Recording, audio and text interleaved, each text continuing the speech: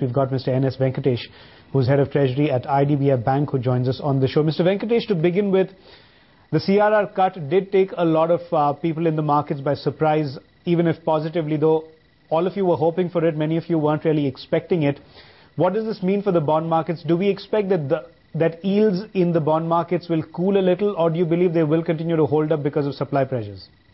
I believe that was a step long overdue, in the sense that over the last 2 months, the liquidity was really tight, and the average borrowing from the LAP window from Reserve Bank of India was more than 1.2 trillion.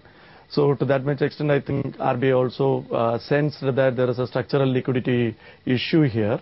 So that's why they cut the CRR by 50 basis points and will be pumping in around 32,000 crore. But having said that, the bond market initially reacted positively, because before the pre-policy it was at around 8.17 10-year yield. It moved down to 8.08. But then there was an interpretation that the open market operations of RBI may not continue. Because of that, the bond market yields inched back to around 8.40 level. Currently, it is trading at around 8.34. I believe that maybe RBI will continue to assess the liquidity situation and then keep on coming with the OMOs at the right times. So that I think the yields should stabilize at around 8.25 for the time being. And when the OMOs start coming in, maybe it will again come back below that. Right. You did talk to us about where you see bonds are trading in the near term. But do you believe that in the mid-quarter review, the markets will once again start beginning to expect the RBI to do something on the liquidity front, given that by then the next round of advance tax payments will have been made?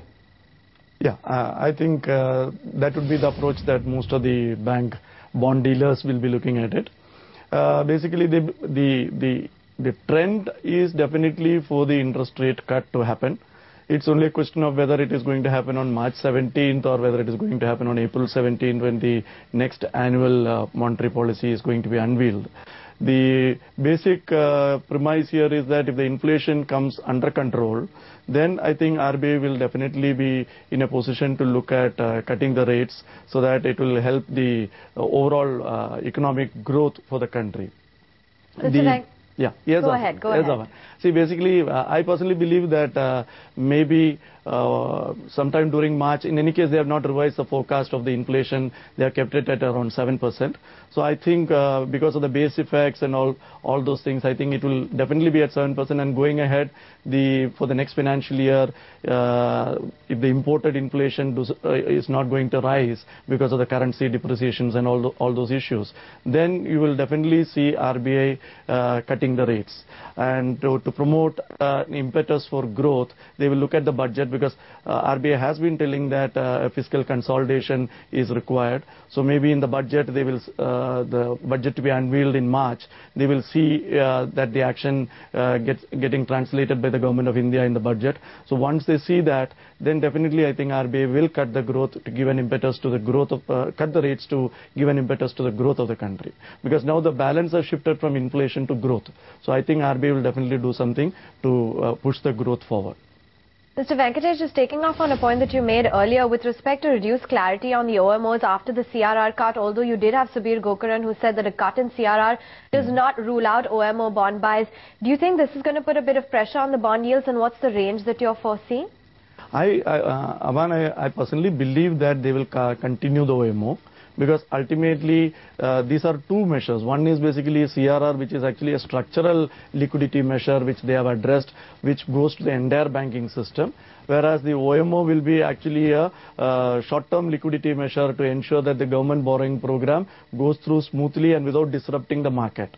So when we look at it from that angle, maybe RBI has said that I have now given 32,000 crore into the system. Let me see how does it impact the liquidity, and then come back and say that, okay, if there is still liquidity tightness in the market, they will definitely come and do the OMO on a continuous basis. So I believe that this is only a temporary phase where the yields have hardened a little bit, because it was at around 8.17, as I have told you earlier, before the pre-policy, and it went down to 8.08 on announcement of CRR.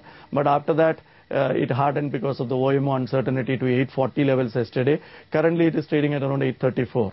So if there is a clarity on the OMO coming in, I personally believe the 10-year GSEC benchmark yield will trade somewhere between 8.15 to 8.20 sort of this thing. And going towards maybe the March policy or the April policy, depending upon the budget, I personally believe the market will anticipate that a rate cut will happen. If that is the case, then we can see the 10-year benchmark yield even touching 8 or sub 8.